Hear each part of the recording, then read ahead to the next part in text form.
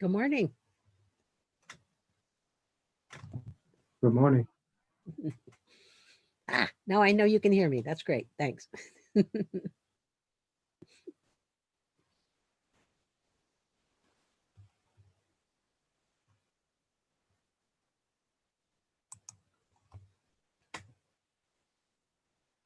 So we're going to do some demystification today.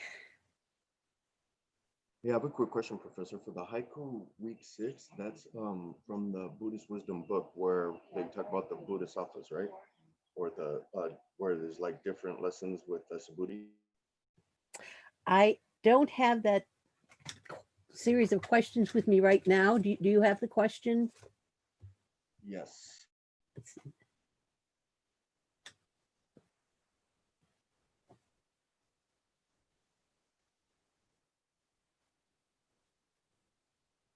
Sorry about that. I believe it was imagine you are among the multitude of audience members and decide what species you mentioned and then see how you understand the Buddha's puzzling remarks.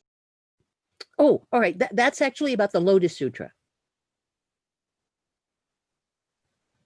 Okay, and that's not in the Diamond Sutra. Okay, the Lotus Sutra. Okay, all right, thank you. Yeah, that's the second chapter of the Lotus Sutra. Mhm.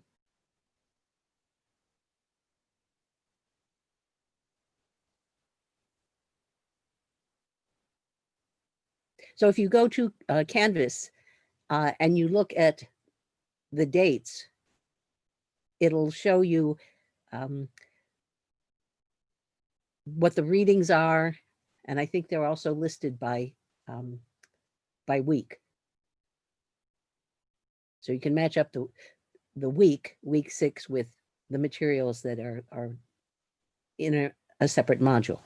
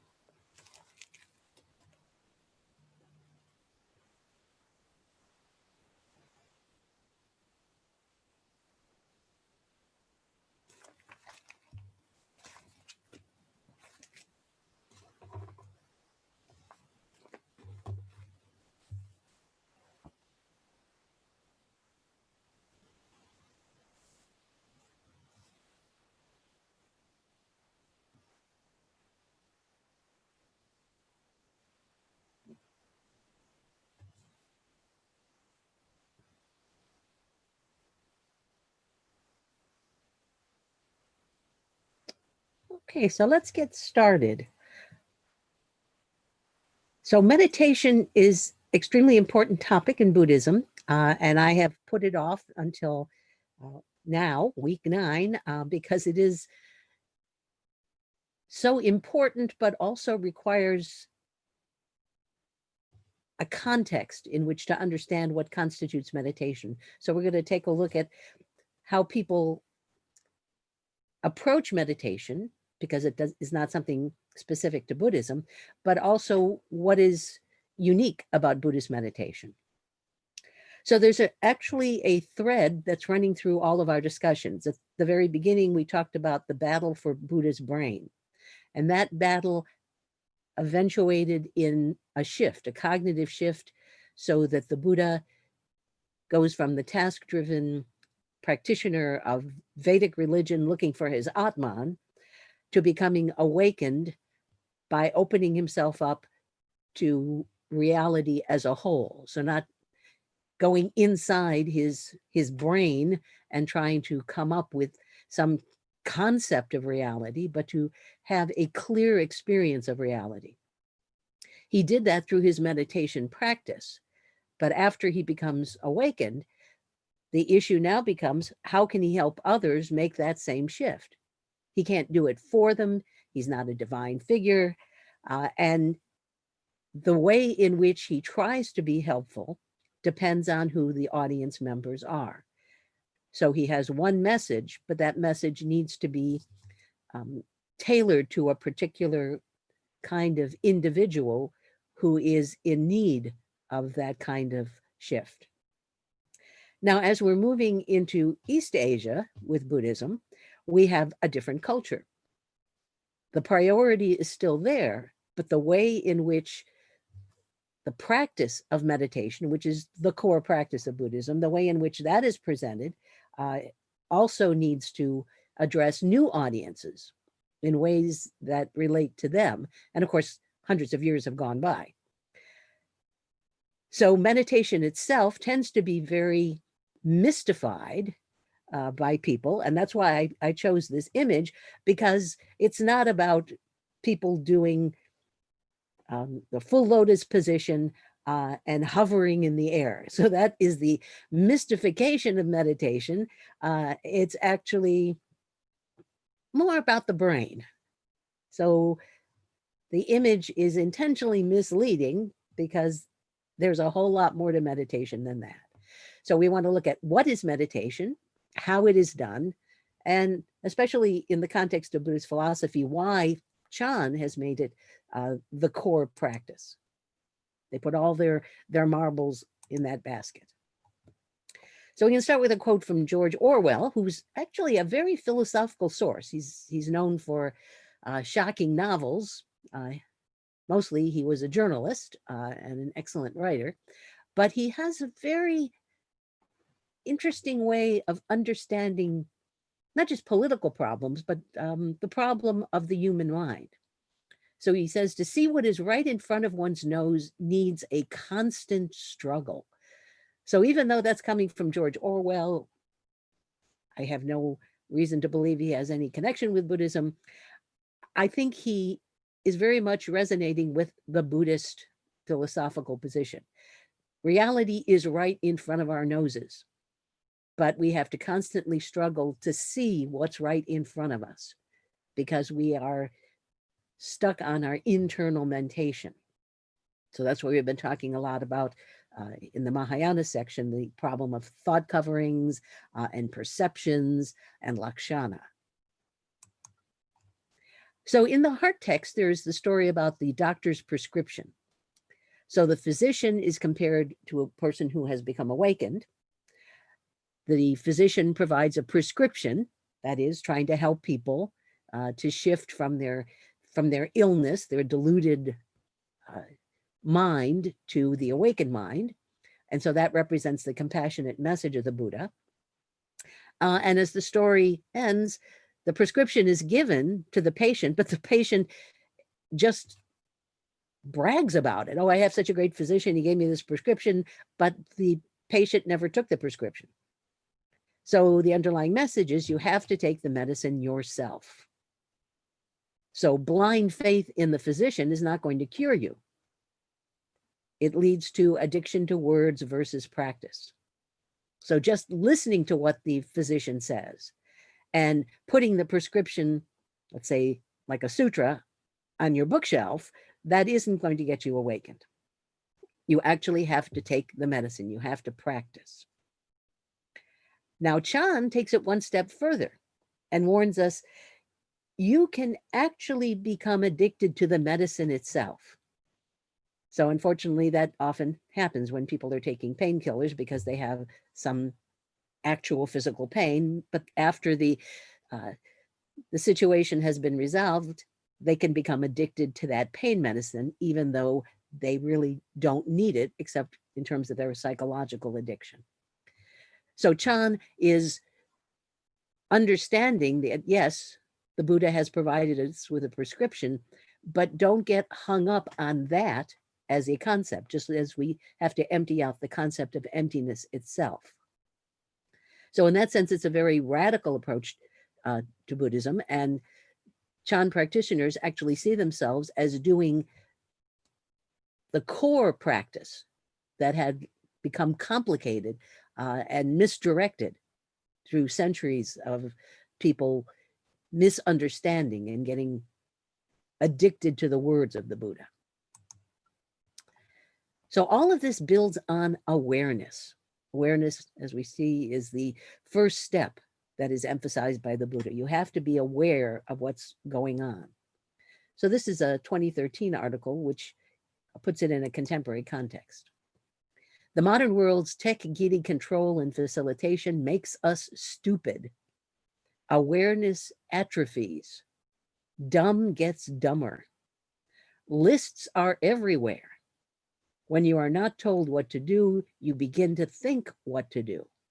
So we're so used to having people provide us with algorithms and to-do lists that we're not able to have our own immediate awareness.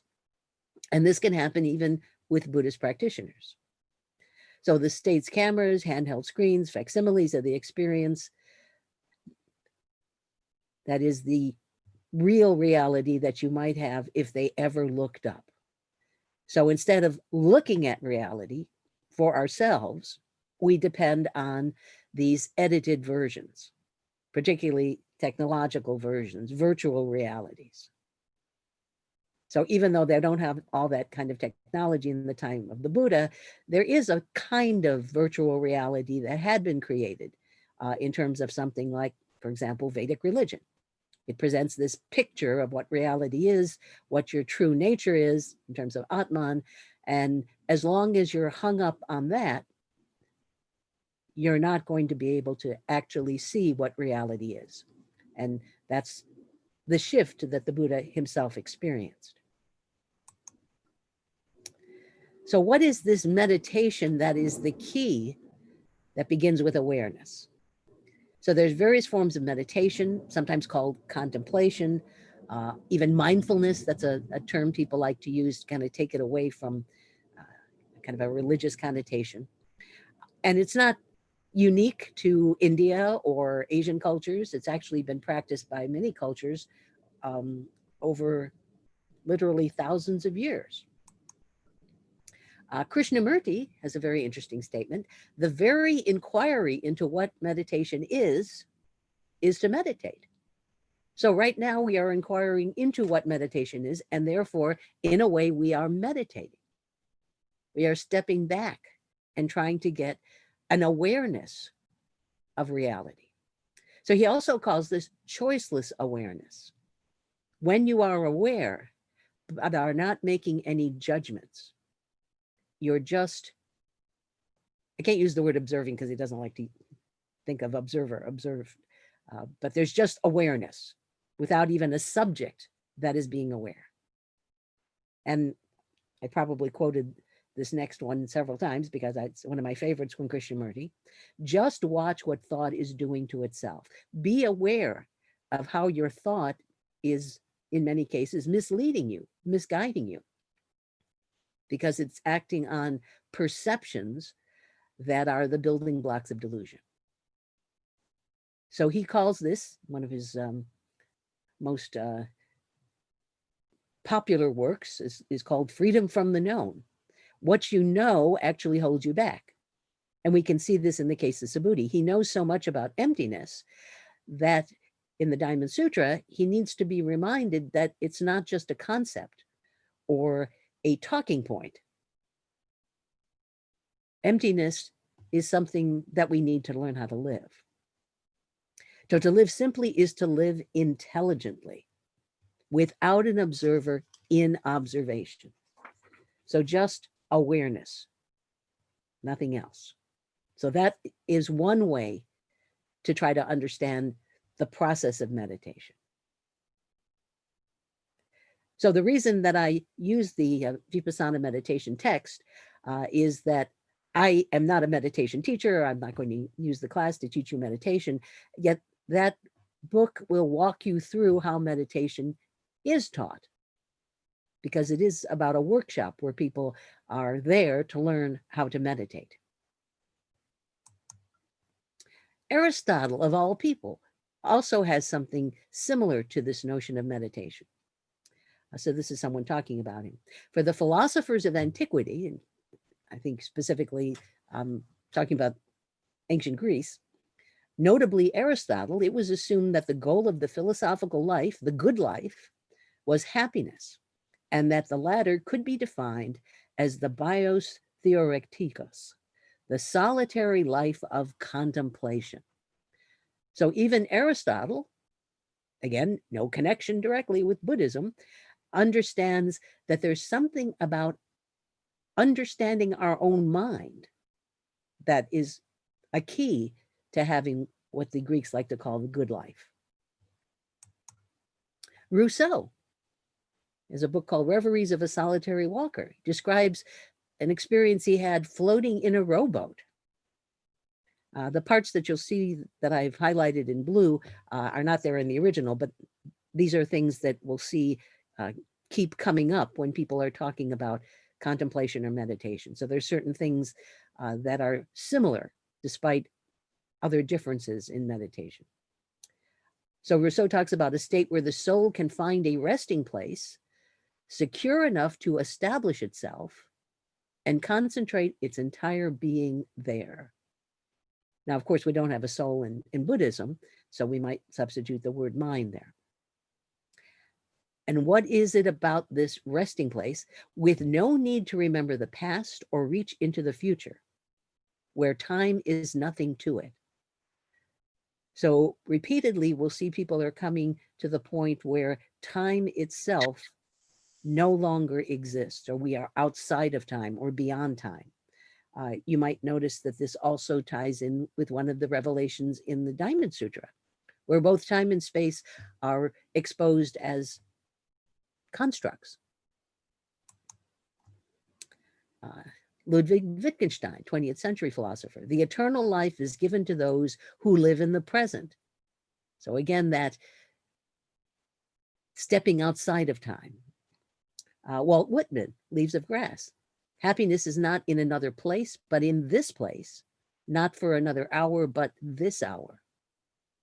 So time and place are both eradicated here. It's just being here now.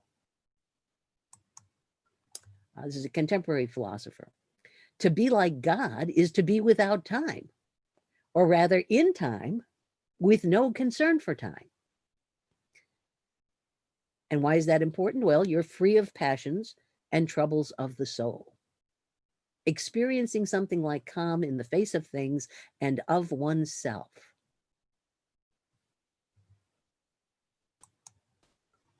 Zhuangzi, Chinese Taoist philosopher. Listening stops with the ears, the mind stops with recognition. But spirit is empty and waits on all things. Tao gathers in emptiness. Emptiness is the fasting of the mind. So this concept of emptiness is found in early Taoist philosophy, even before Buddhism arrived in China.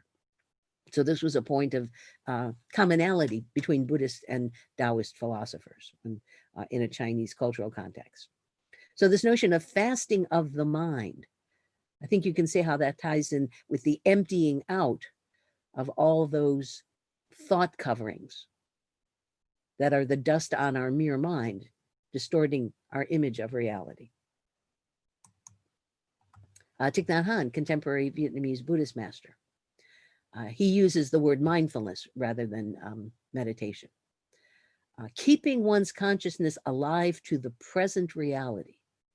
So again, getting outside the construct of time. The antithesis is mindless, machine thinking, program thinking, something that is now part of artificial intelligence. So it only tells us what we have already told it. He also warns us about being sucked away into the future. So you don't want to wallow in the past, you don't want to be sucked away into the future, but it's just the present. And one of the ways that he discusses this, how can you be present? Well, it doesn't have to be in a lotus position seated underneath a tree. You can do it with everyday activities washing the dishes to wash the dishes.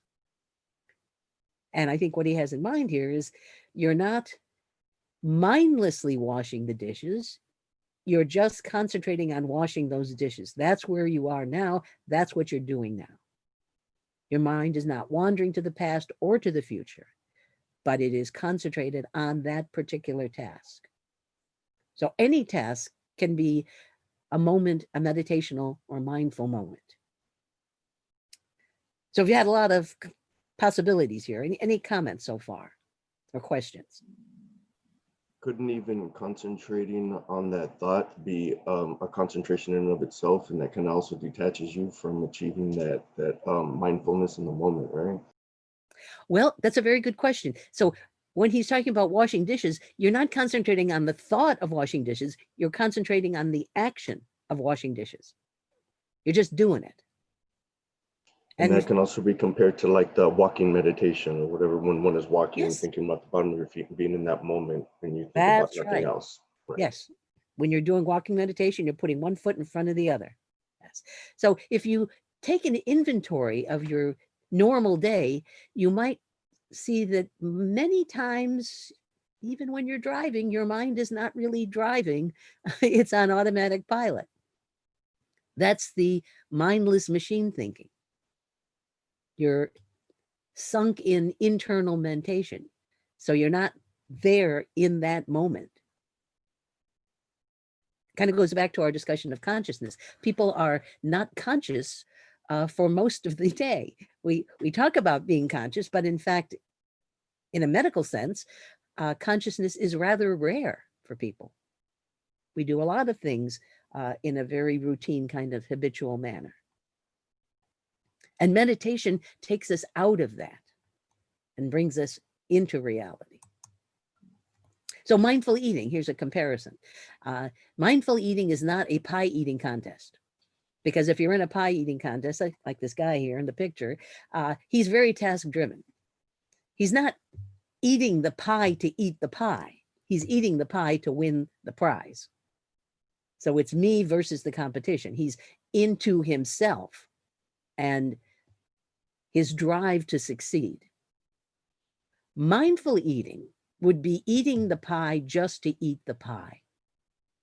And now we move from task driven, which is very mechanical, to stimulus driven.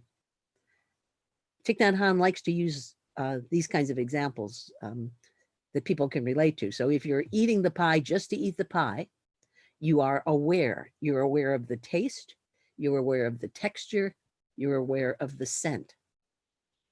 You're aware of the source of the fruit and the person who baked the pie. You have the interconnectedness of all these elements that come together that you are now experiencing. So he likes to use the term interbeing. Does everybody see the difference between those two experiences? One is extremely artificial, the other is very natural, but something we very rarely have an opportunity to do because we're very task driven.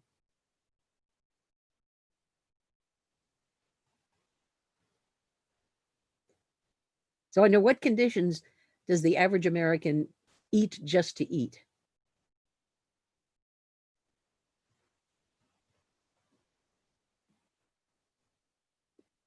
When I see them sitting in their cars and perhaps driving after they just picked up a fast food meal and they're driving and eating that meal at the same time, are they eating just to eat?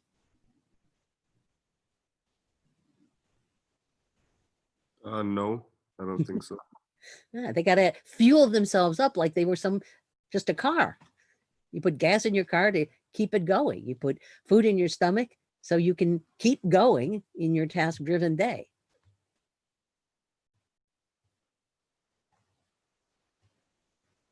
So meditation allows us to experience that stimulus-driven attention. So this is an example of a use of the word meditation, but it's not really meditation in the Buddhist sense. So this guy is a corporate consultant and he has written a book called Hurry Up and Meditate, Your Starter Kit for Inner Peace and Better Health. So there are a lot of books out there, self-help books, that talk about the advantages of meditation, but this is not at all what Buddhist meditation is about. That's why I include it. Just having that word is not sufficient. So he glorifies meditation. Meditation is probably the best chance you've got to combat stress, cultivate happiness, enhance your performance, realize your goals, and attain mastery of your mental, emotional, and material destiny. Is that why the Buddha meditated? To combat stress? To enhance his performance?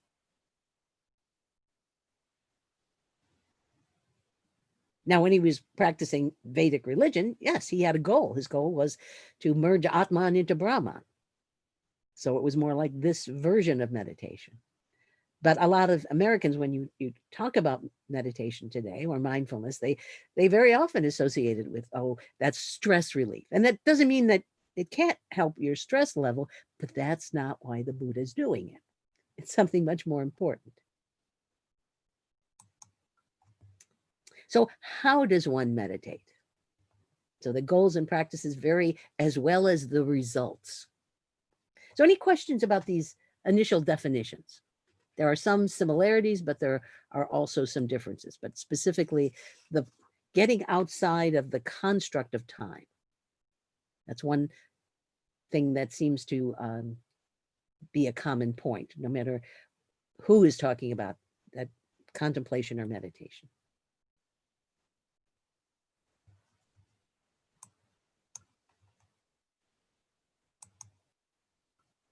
So here are some technical sources from a professional science article called Reconstructing and Deconstructing the Self, Cognitive Mechanisms in Meditation Practice.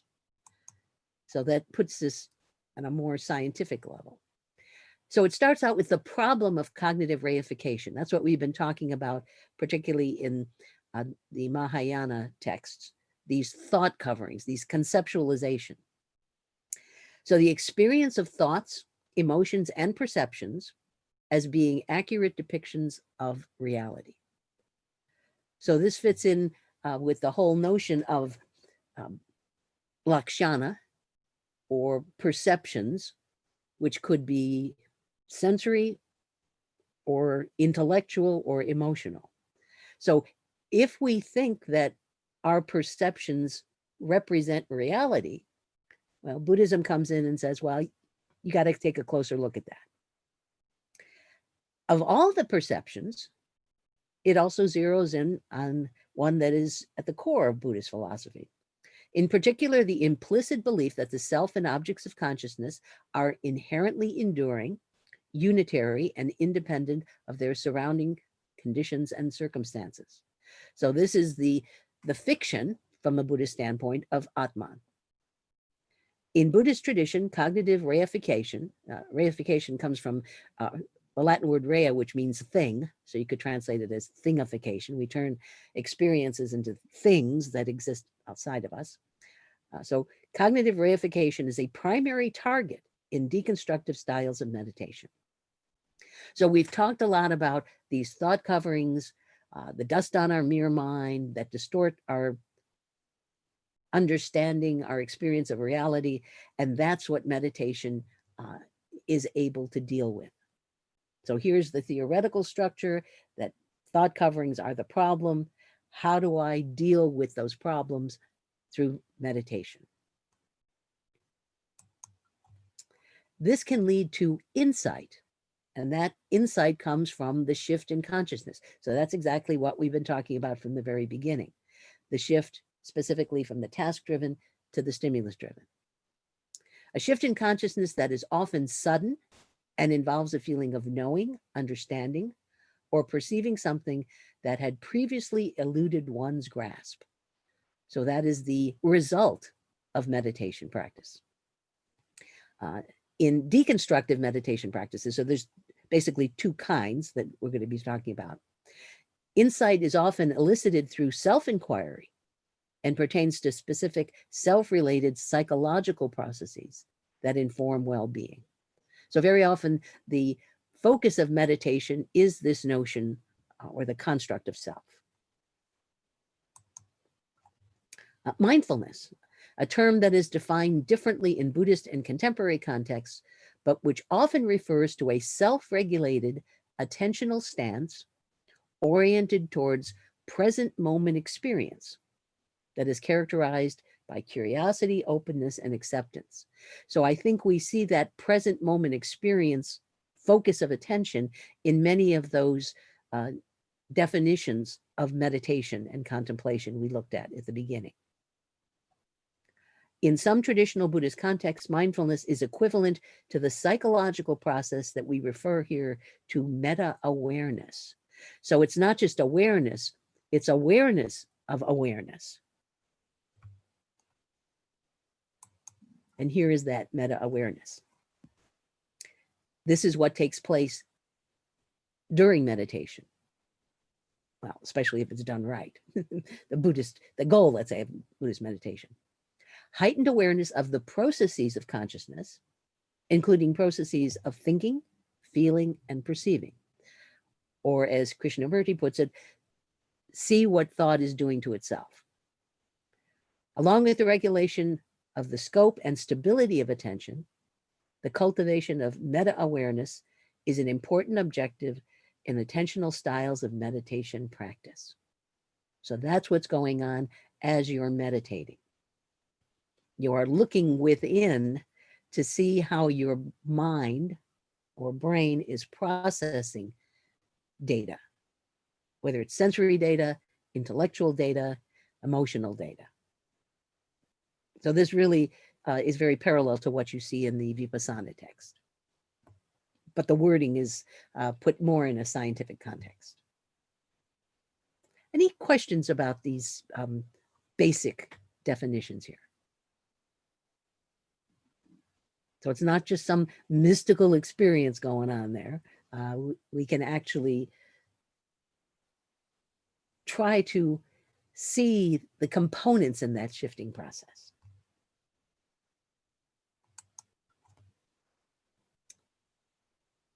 Any questions so far?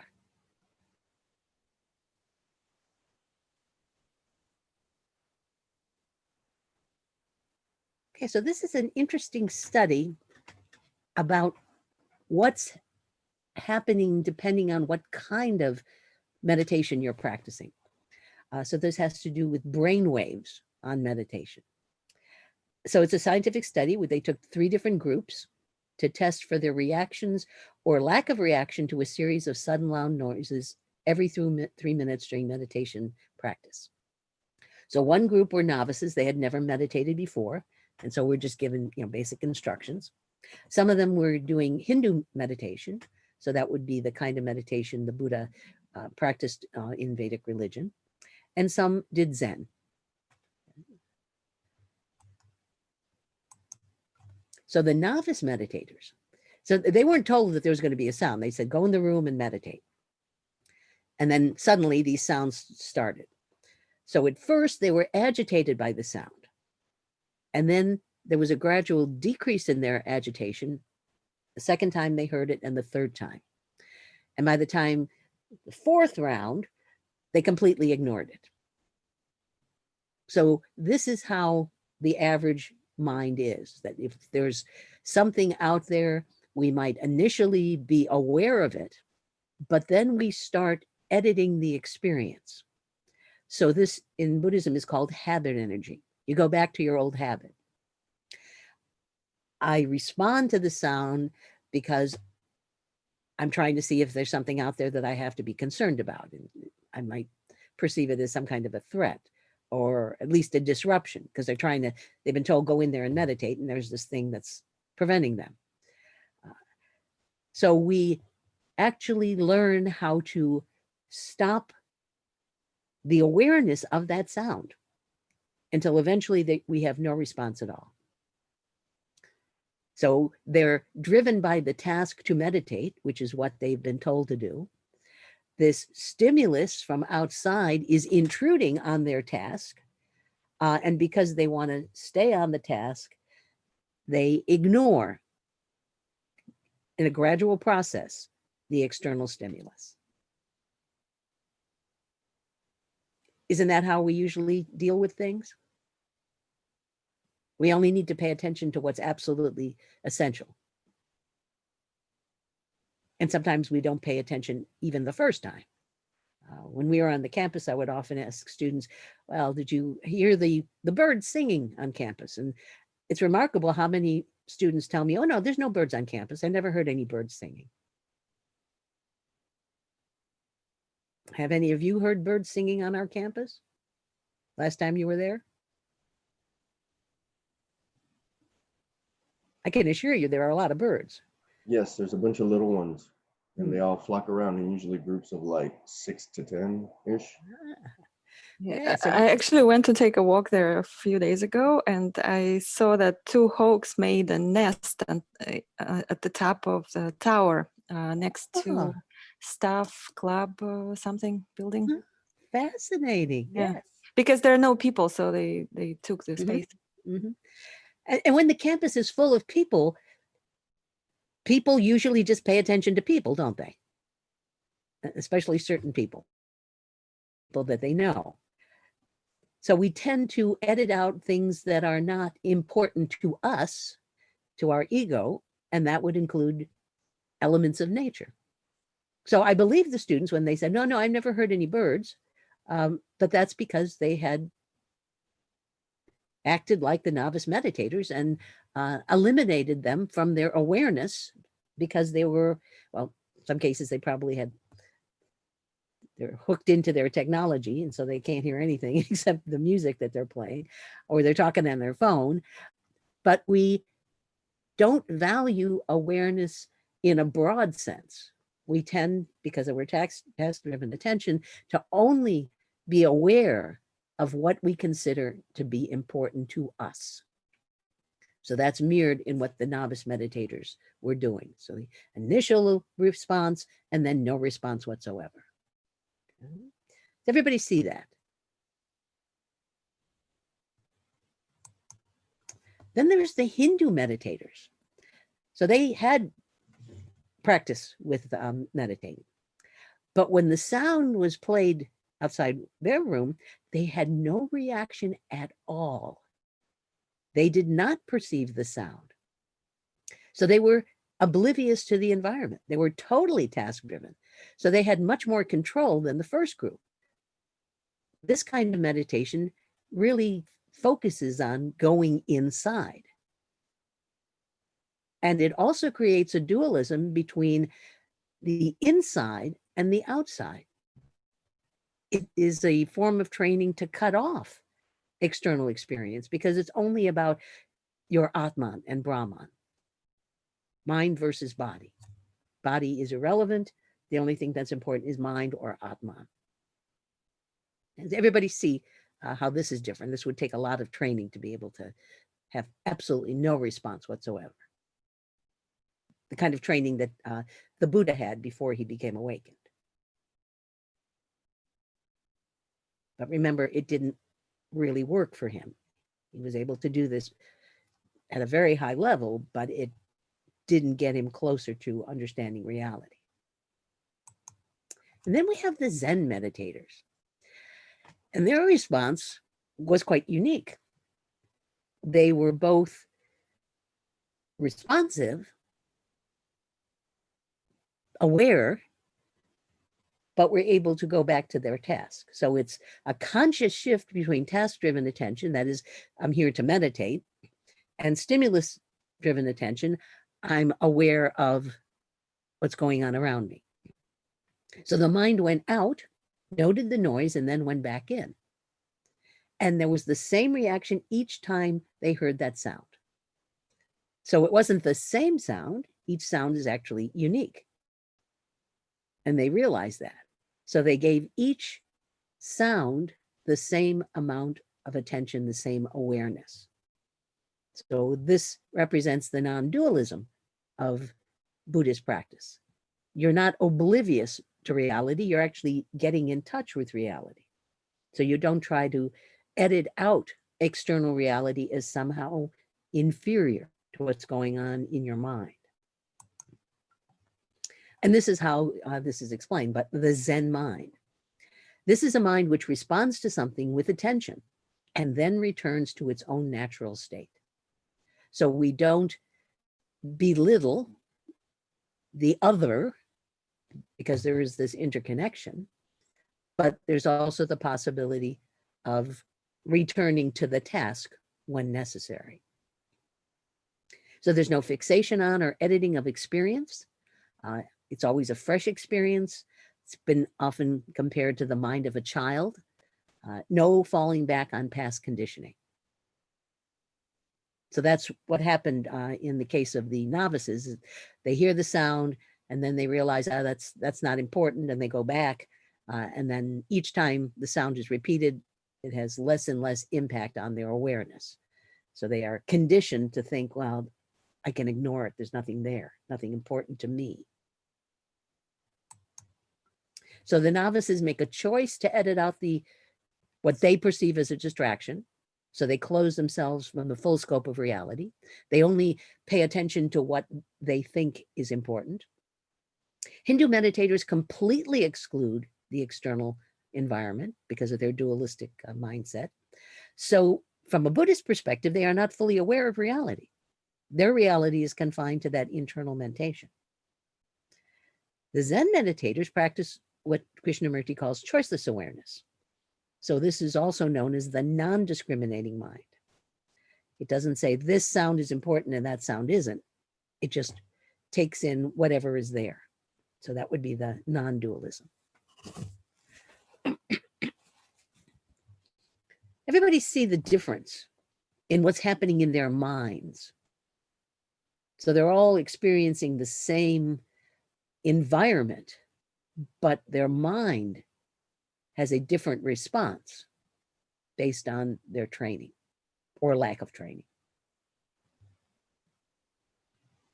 And it's the Zen meditation that Buddhism is really highlighting as the way to get in touch with reality as a whole. So why does this matter? Well, there's the problem of information overload. So this is an article called "For No Signs of Trouble, Kill the Alarm." They found that oil workers who were bothered by repeated alarms disabled the system warning of explosive gas on the Transocean rig in the Gulf of Mexico. Why is that a problem? So they're out there at the oil rig and there's this explosive gas, and then they've got this system to warn them if there's a problem, and oh, there it goes again, just turn it off. Is that a good idea? I guess if they always ignore it, it's essentially the same as turning it off. Like if they normalize it always happening, they kind of just ignore that alarm. So it might as well be off. Well, they went one step further. If I were one of those oil workers, I don't think I'd want to disable the warning system. Why not? Oh yeah, the inherent dangers definitely, but why they did. Oh, there's a plane going over. Yeah, it seems to be very reckless. There's a reason why you have a warning system, and that's because you have explosive gas. Unfortunately, they found similar behavior in air traffic controllers, nuclear plant operators, and even among intensive care nurses, that they would turn off the warning system because it was distracting them. And each of these groups is working in a highly volatile environment. If there's a warning system for air traffic controllers, it's probably warning that two planes are getting too close to each other. Doesn't make me feel very comfortable as a passenger on one of those planes. Same problem with nuclear plant operators or intensive care nurses. Because we are tired of it and we don't want to hear it. Now, if we had Zen practitioners, would they turn off the warning system?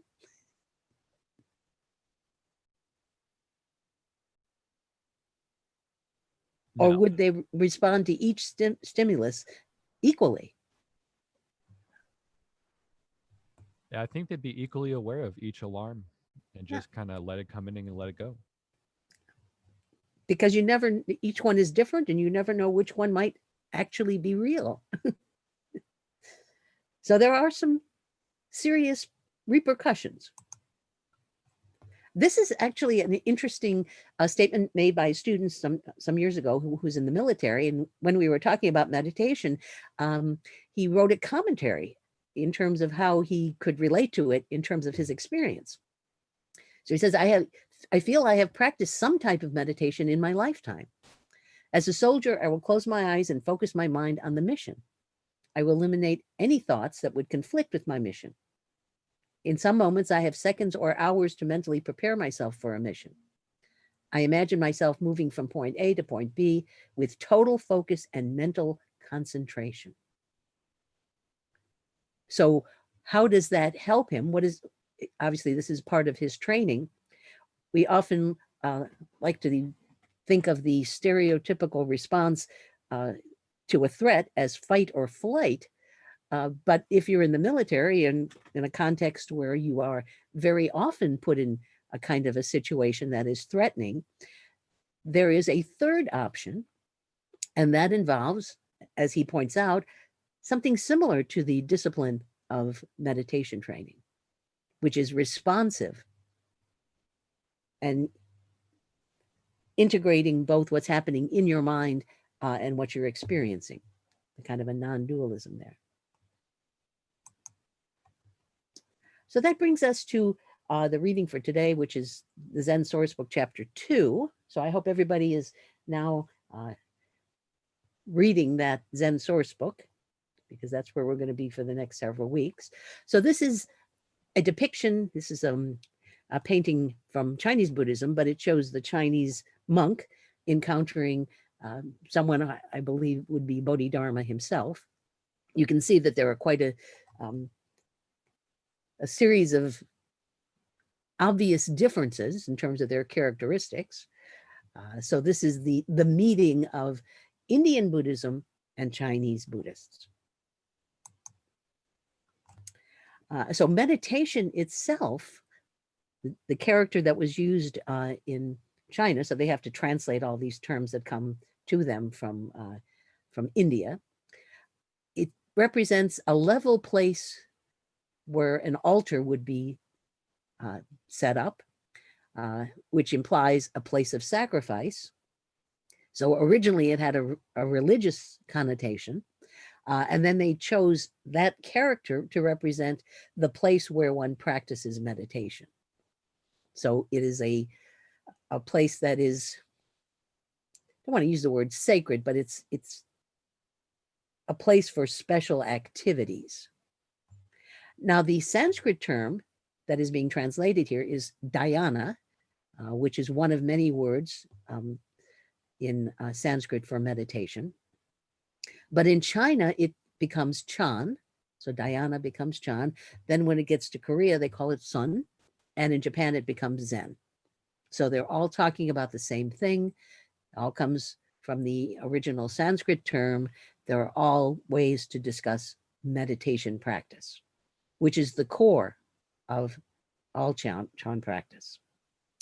And they also use the term wall gazing, and particularly associated with Bodhidharma himself. So Bodhidharma comes from India and he brings the Chan school into China.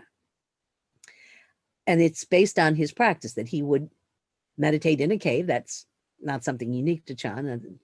Many meditators in India and Tibet today meditate in caves. And it looked like what he was doing is gazing at the wall, where he wasn't specifically gazing at the wall, but that's how it appears. So here we have a map that shows the trek that Bodhidharma took from India across, basically, which would have been at least part of the Silk Road, and wound up eventually in central China. And here he is in kind of a heroic pose, and you'll see that he's got leaves underneath his feet. And one of the legends they talk about is how he would kind of coast along the path riding leaves. So there's a lot of legends that come in. And he is considered the first Chan patriarch, although he's number 28 in the lineage in India, but the first who comes to China. So he's also known as Damo. And in Japan, they call him Daruma. And some of you might be familiar with the Daruma doll. It's a doll that is unusual. What's unusual about the Daruma doll? It's got a face like a human being, so you can see it's some similarity. So since he was not from East Asia, they depict him with, big saucer-like eyes, and often with facial hair. But what is missing from the doll? Dolls have faces. What else do they have? The rest of the body. Yeah, Arm, where's legs. the arms? Where's the legs? And the reason it has this form, you can kind of rock it back and forth, it's part of the legend that he had done the wall gazing for so many years that his arms and legs fell off. Well, I think that was an exaggeration, but that's how we get the Daruma doll. So the core of his philosophy are what they call the 4 points of Chan. So he comes from India to China. He has to learn Chinese so he can communicate with his audience. He actually is credited with at least a few texts that he had written in Chinese. They are simple in the sense that has a rather basic vocabulary. Nonetheless, he's able to communicate his message, and we're going to take a look at one of those texts. And it becomes the core of Chan teaching. Looks like we got a chat here. Oh, nose. Yeah, I think there's kind of a nose. Yeah. So this is basically the structure of Chan practice, that there is a special transmission outside the scriptures. Scriptures here would refer specifically to the suttas and sutras. So there's something that is being transmitted in the lineage of Chan from teacher to student that cannot be found in the text. They're not saying don't read the text, but there are limitations of language, as we saw, for example, pointed out in the Diamond Sutra. So don't limit your study to the text, even if it's a text that has the words of Buddha himself. So that transmission comes outside of language. Okay. That leads to number 2, which is no dependence upon words and letters. So don't think that language is going to be sufficient. Again, that was something that was made clear specifically in the Diamond Sutra. So those are not a complete rejection of texts, which is how they are sometimes read. So Chan Buddhists read texts, they had libraries, but there's some other dimension that also has to be looked at. And that's implied, I think, in much of what we've been discussing through the semester. So the second set of points indicate where we go next. There is direct pointing to the human mind. And the character at the end here is Xin, heart and mind. Was one character that was used in Chinese for both of those. So this is the character that was adopted to talk about mind by Chinese Buddhists. You point to the human mind because it's all really about what's happening in the mind, the processing of data by the mind. And when you do that, you'll be able to see into one's nature and attain or realize Buddhahood. So the final character here actually is the word for Buddha. So if you focus your attention on what's happening in the mind, then you will also come to the realization that your mind is no different than the mind of the Buddha. And that is something that is very consistent, for example, with what we saw in the Lotus Sutra. Any questions about these 4 points? So yes, texts and words are important, but there's some additional elements. And that is the challenge that Chan masters have to communicate to their students. So there's actually 6 patriarchs who are recognized in China, starting with Bodhidharma.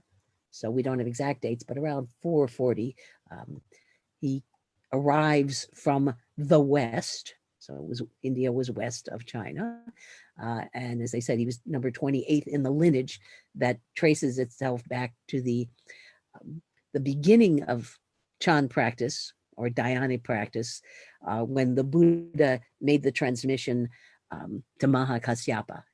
Mahakasyapa is number 1 patriarch in India, and then 27 after him. Bodhidharma was number 28.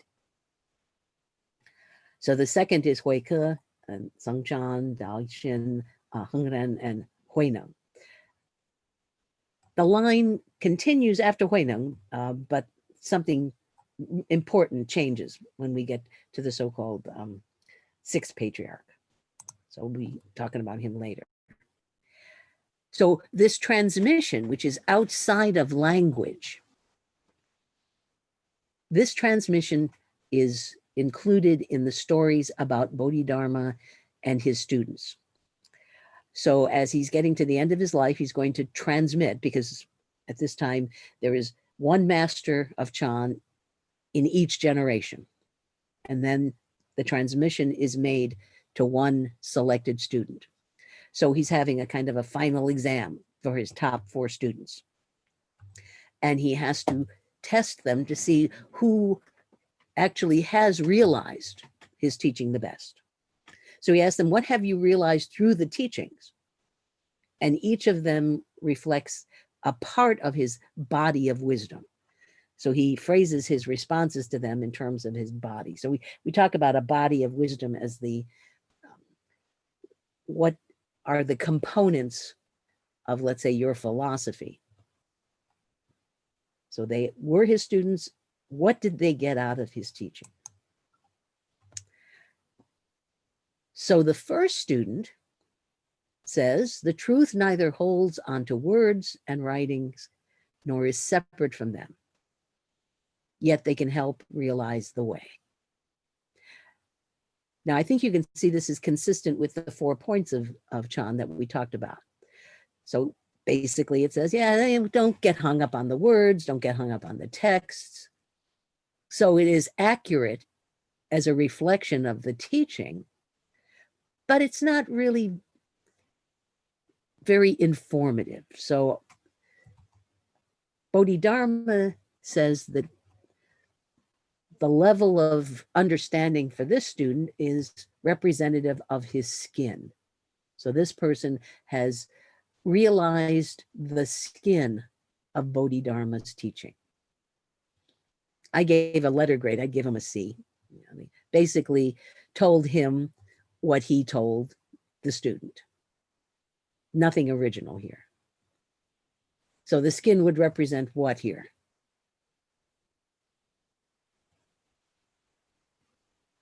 What is the skin in relationship to the body as a whole?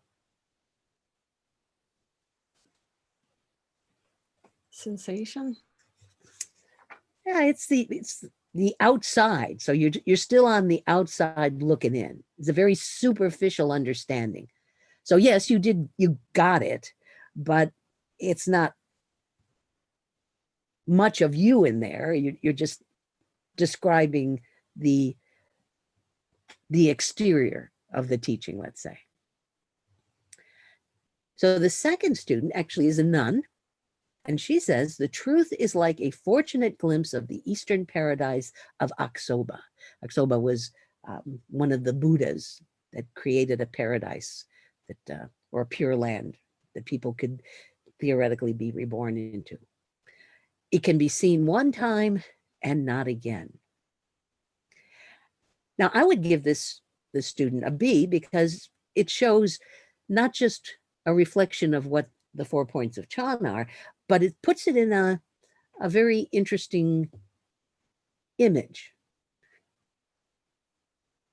she seems to be saying that I got a glimpse of something out there. And it's not just something routine, but it's a glimpse of the Eastern paradise. I've seen something very important out there, but I saw it one time and not again. So she's actually told us something about her personal reflection. So it's not just repeating what Bodhidharma said, but this is how she is responding to what was said. And he says, oh yeah, you're going deeper. You've got my flesh or muscle. So she's penetrated the surface of the skin. Now the next student comes along, Mr. Bones, and says, the 4 elements, these are the components that they thought, the components of matter, are originally empty. The 5 aspects of personality, that would be the 5 skandhas, are non-existent. There is no teaching to be grasped. So this one is going further. He's going deeper. He's now at the bone level. So I give him an A-. But what he said is what's not there. Talks about emptiness, talks about skandhas as non-existent. So there is no teaching to be grasped.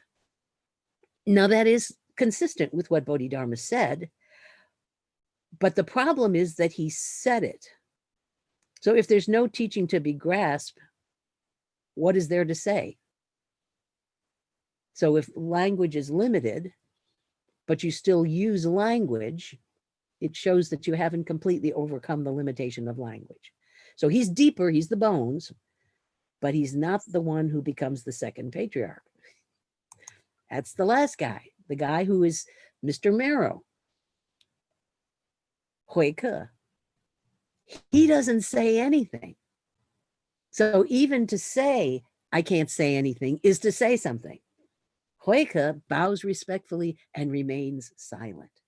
And so he becomes the second patriarch.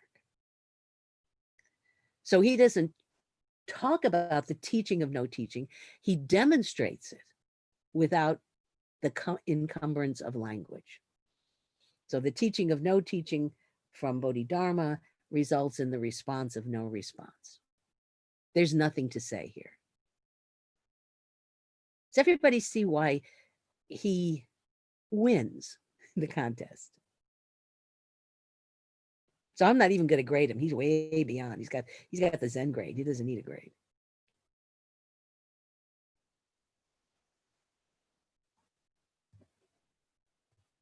He becomes an awakened master.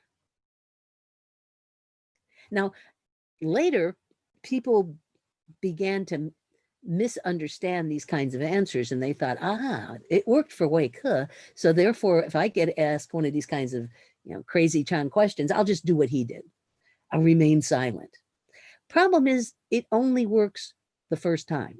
If you're doing it because that's what Hui Ke did, then you are not spontaneous. There has to be a spontaneous response. That's the only one that really counts in Chan. If you're just modeling or following somebody else's pattern, already there's a flaw. So the only acceptable response to these kinds of questions is a burst of spontaneity. And that's what makes it so challenging for the student. So we're also going to see a change in terminology here. In early Buddhism, they talk about nirvana or nirvana as the blowing out. Already in the Lotus Sutra, there's a questioning of whether or not that's the final goal. Now there's more talk about suchness. There's still a lot of discussion of emptiness or shunyata, as we saw in the Prajnaparamita texts. The word Tao is also going to be introduced from Chinese philosophy. Literally, Tao means the way, but in some early translations from Sanskrit into Chinese, they translate Dharma as Tao. So there really is no perfect term. It's the term that will work in a particular cultural context. So we'll be noticing this change in terminology. Also, more discussion of things like the true self. There's only the non-self that is discussed in original Buddhism. So one of the texts that is attributed to Bodhidharma is called the Two Paths. More specifically, the two paths to Tao, because Tao represents suchness, represents reality in the fullest sense. So these two paths or methods are ways to approach the realization of reality. So that's what Bodhidharma is testing the students on. How deep is your realization of reality? Is it skin deep? Is it muscle deep? Is it bone deep? Or is it inside that bone? Is it really the marrow? So one form is principle and the other is practice. So principle is more of an intellectual exercise. It's a study in terms of a cognitive map of the territory ahead. So this is where you might use a text. The text is going to draw you a map of suchness. But just because I have the map doesn't mean I've been to suchness. So practice is the one that is emphasized by Bodhidharma. That is the direct experience.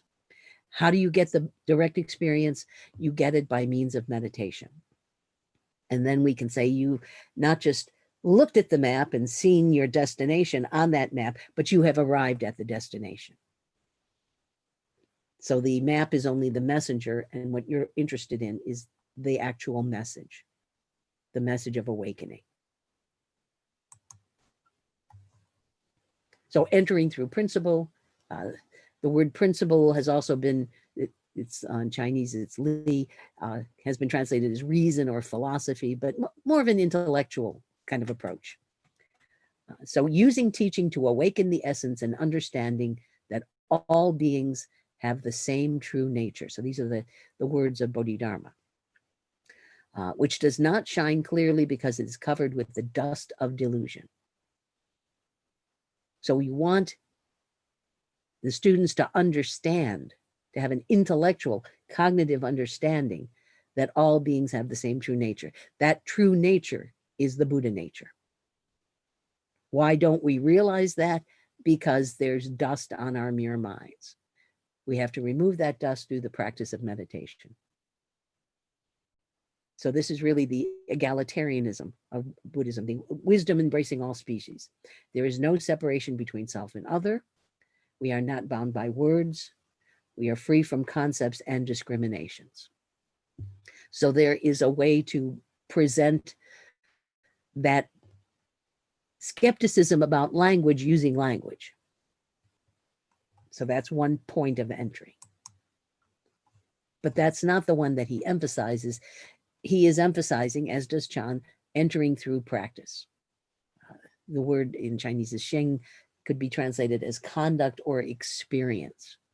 So again, this is quite consistent with what we saw in the historical Buddha. He's going to talk about things like the Fourfold Noble Truth, but those are just skillful means. He's using that as the finger pointing to the moon being the actual experience of awakening. Now notice he breaks this down into 4 points. Number 4, why is that important? A list of 4 things. Where did we see that before?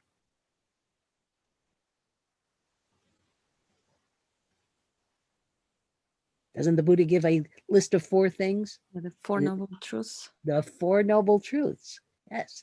So you would think, oh, he's going to teach Buddhism. Why doesn't he teach the 4 Noble Truths? Well, he adjusts the way in which he introduces the 4 Noble Truths. So the first Noble Truth has to do with dukkha. He presents it as making amends for injustices. So we're talking about dukkha, not necessarily the dukkha I experience, but the dukkha I might have imposed on others, the injustices that I have done to others, and therefore I have to make amends for that. Number 2, which has to do with the issue of tanha, accepting worldly conditions. And this is related to the notion of karma. What you do results in the context of your life. So doing good things leads to good results. Doing bad things leads to bad results. So this can be related to the problem of Tana. Are you acting on Tana and therefore getting bad results? Or are you able to let go of that Tana and change your karma into good results? So number 3 is quite consistent with the original version, not craving. That's what we have to do. We have to get rid of the Tana, which will then correct our karma. The final one, the Eightfold Path, is practicing the Dharma. Again, that seems to be quite consistent in many ways with the original. So everybody see this. So he's not just going to have a canned lecture on the Fourfold Noble Truths. He's got a different audience, different culture, and he's trying to communicate in a way that relates to them and their experience. So how do you change the way you practice? So making amends for injustices means accepting responsibility for your errors and their consequences. Responsibility literally means the ability to respond. How do you respond to dukkha? So make the experience of adversity into practice to enter the way. Now, sometimes we talk about making lemons into lemonade. So yes, dukkha is out there, but how are you going to respond to that dukkha? How can you build on that dukkha in terms of your own practice? So a different way of presenting this. So this could include things like a personal inventory. So that's where the making amends for the injustices comes. And later we're going to talk about Angulimala, who has a lot of lemons that he needs to deal with. Understanding the big picture. So again, comes directly from Bodhidharma. He quotes the sutras. So obviously he knows the sutras. He's not saying don't read the text. Just don't limit yourself to the texts. So the sutras say, when you meet with adversity, there is no need to be upset. Adversity here, dukkha. Because from a higher viewpoint, the basic cause can be understood. So this is another way of looking at Tana as the cause of dukkha. And once I identify the cause, that actually is a kind of empowerment. I think this also reflects what Inada was trying to tell us about the misunderstanding of Buddhism as pessimistic. It is in fact the case that we experience life as dukkha, but once we figure out where that dukkha is coming from, that actually gives us the power to end the dukkha by ending the Tana. So accepting worldly conditions, karma. We sentient beings have no true selves, but experience happiness and suffering depending upon conditions stemming from cause and effect. Mind neither increases nor decreases. So that mind he's referring to is the Buddha mind. So because we don't realize we have that Buddha mind, because we have a misunderstanding of our identity, we think of that Atman as our identity, that's why we experience dukkha. We don't understand the cause and the effect relationship, but the Buddha mind remains the same throughout. So if you are not stirred by the winds of joy or sorrow, you are in silent accord with the way. So how do you prevent yourself from being buffeted by the winds? They could be positive, they could be negative, could be good dreams or bad dreams, but they're still dreams. What you really should focus on is the awakening. So even the good dreams aren't sufficient. So the way here would be Tao in the Chinese text. And then the not craving. Craving, seeking one thing or another outside themselves. Those who are wise wake up and maintain the serenity of inner truth while their bodies change with the seasons and the laws of causation. So this is also a recognition of impermanence. There is impermanence. but there is something that doesn't change. All things are empty, so there is nothing to seek and crave. Seeking nothing is the way. So here we have the introduction of the notion of great doubt, questioning the constructs of common sense, because all things are empty. And then practicing the Dharma. This would be the Eightfold Path. All natures are inherently pure, and the truth of all manifestations is emptiness. There is no impurity, no attachment, no self, no other. So emptying out all those concepts.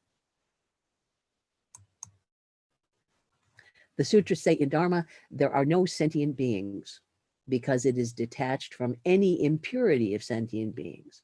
In Dharma, there is no self because it is free from any impurities of selfhood. That's very much in line with what the Diamond Sutra says. There is no bodhisattva who's a savior, and there are no beings to be saved. So basically, it removing the dualism of self versus other. So we talk about sentient beings, but they are not single, separate, detached from us. Just as our self is not single and separate and detached from others, what the perceived others.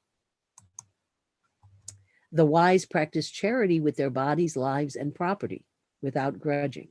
So not seeking any merit as a payback, without partiality, without attachment to giving. Again, very consistent with what we saw in the Diamond Sutra.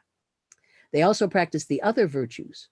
So there's actually a series of virtues that are talked about. The others include moral behavior, patience, diligence, meditation, and wisdom.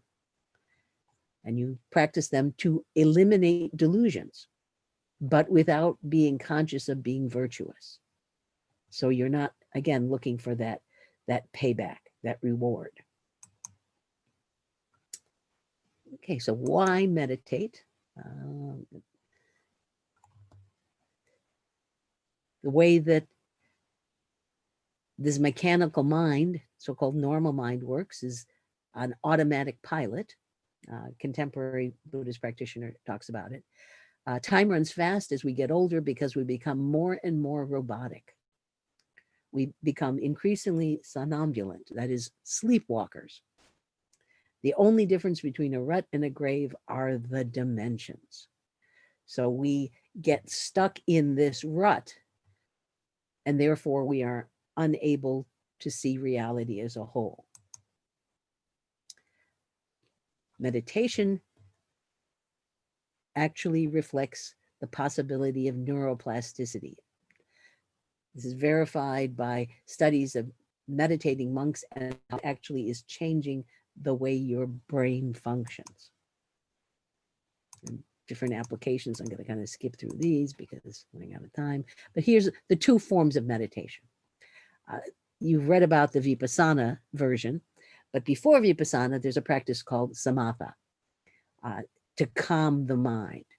Cessation, tranquility, calm, abiding, and this is the beginning of the great doubt. So you stop, you suspend. It's kind of like the first phase in the triple loop learning.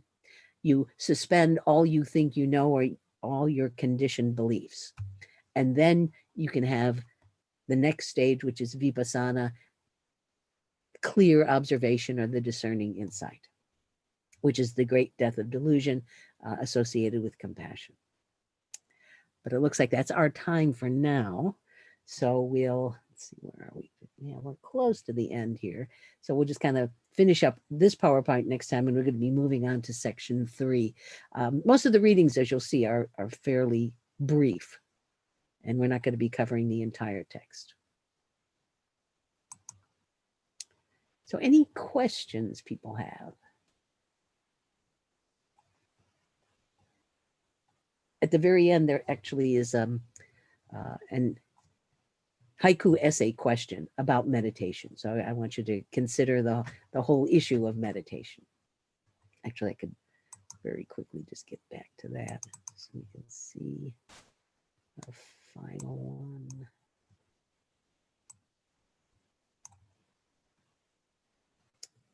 So what do you see as Chan meditation? What does this form of meditation mean for Buddhist practice? It's part of the entering through practice, and why this laser focus on the significance of meditation, because that's really the beginning and the end, in a way, of Chan Buddhism. Okay, any questions, any issues that are coming up for people?